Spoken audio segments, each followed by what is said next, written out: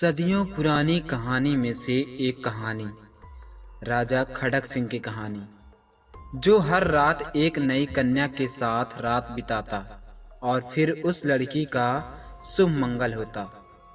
राजा खड़क सिंह के राज्य में किसी भी कन्या का विवाह होने से पहले उस कन्या को राजा खड़क सिंह के महल से होकर गुजरना पड़ता।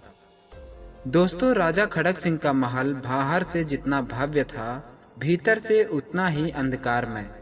जहां एक ओर दीवारों पर सोने चांदी की नक्काशी थी, वहीं दूसरी ओर हरम की कोठरियों में कैद उन स्त्रियों की चीखें दबा दी जाती थी जिन्हें जबरन लाया गया था। वह न युद्ध लड़ता और न न्याय करता। उसकी असली सत्ता उसके भोग विलास में थी। दिन भर दरबार में राजा के रूप में बैठे रहने के बाद रात होते ही वह अपनी असली दुनिया में लौट आता, जहां बस शराब और नई कन्याओं का संसार था। महल के सबसे गुप्त हिस्से में राजा का हरम था, जहां कई स्त्रियां उसकी इच्छाओं की पूर्ति के लिए रखी गई थी। हरम की व्यवस्था बड़ी कठोर थी। नई लड़कियों को महीनों तक मानसिक और शारीरिक रूप से तोड़ा जाता, ताकि वे राजा के विरुद्ध जाने का साहस न कर सके, और जो विरोध करती उन्हें भयानक दंड दिया जाता।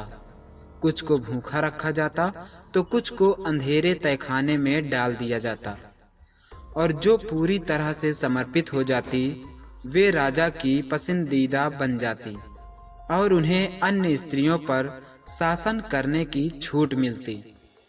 राजा को हर दिन एक नई कन्या की तलाश रहती।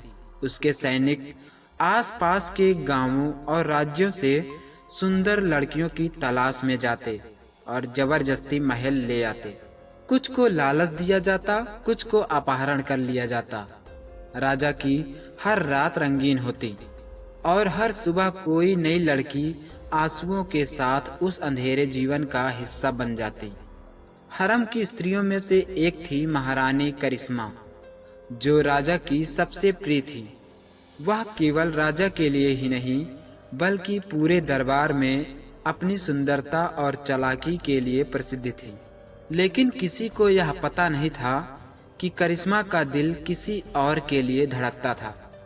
करिश्मा राजा के सबसे बड़े शत्रु वीरसेन से प्रेम करती थी, जो राजा का पूर्व अंगरक्षक रह चुका था, लेकिन अपनी ईमानदारी के कारण दरबार से निकाल दिया गया था। वीरसेन और करिश्मा चोरी छिपे मिलते थे और दोनों ने मिलकर राजा को खत्म करने की योजना बना रखी थी। वीरसेन और करिश्मा ने राजा के हरम की कुछ लड़कियों को अपने पक्ष में कर लिया। धीरे धीरे हरम की औरतें राजा की कमजोरी समझ चुकी थी। वे जानती थी कि राजा अपनी वासना और अहंकार में इतना अंधा हो चुका था कि वह किसी षड्यंत्र की कल्पना भी नहीं कर सकता था। राजा को मारने के लिए सबसे सही रात चुनी गई। एक ऐसी रात जब महल में उत्सव मनाया जा रहा था और राजा शराब के नशे में पूरी तरह डूबा हुआ था। उस रात राजा ने करिश्मा को अपने कक्ष में बुलाया। करिश्मा मुस्कुराते हुए उसके करीब आई, उसके गले में बाहें डाली और धीरे से फुसफुसाई, महाराज, क्या आप नहीं चाहते कि आज की रात सबसे यादगार हो? राजा मदहोश था। उसने करिश्मा को अपनी बाहों में भर लिया, लेकिन तभी अचानक कमरे की सारी दिएं बुझ गए। राजा चौंक कर उठने ही वाला था कि उसे महसूस हुआ चारों ओर से कोई उसे जकड़ रहा था। यह कोई आम स्त्रियां नहीं थी, वे वही औरतें थी जिन्हें राजा ने बरसों तक कैद रखा था, उनका अपमान किया था। राजा ने चीखने की कोशिश की, लेकिन तभी एक खंजर उसकी गर्दन पर टिक गया।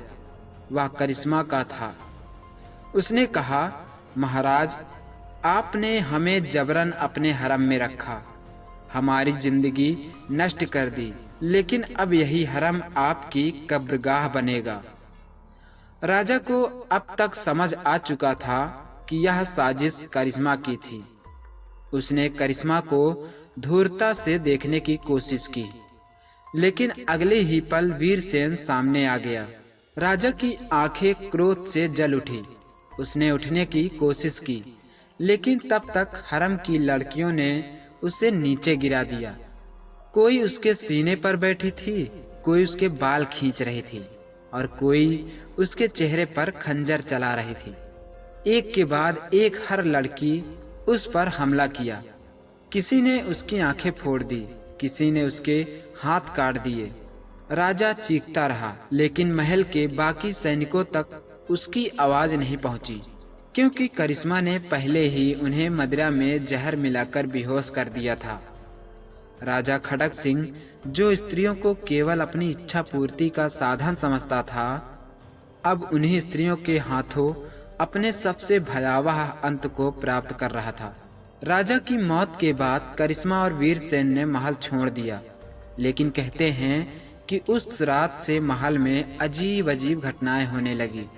जो भी नया राजा सिंहासन पर बैठता, उसे हर रात महिलाओं की कराहें सुनाई देती।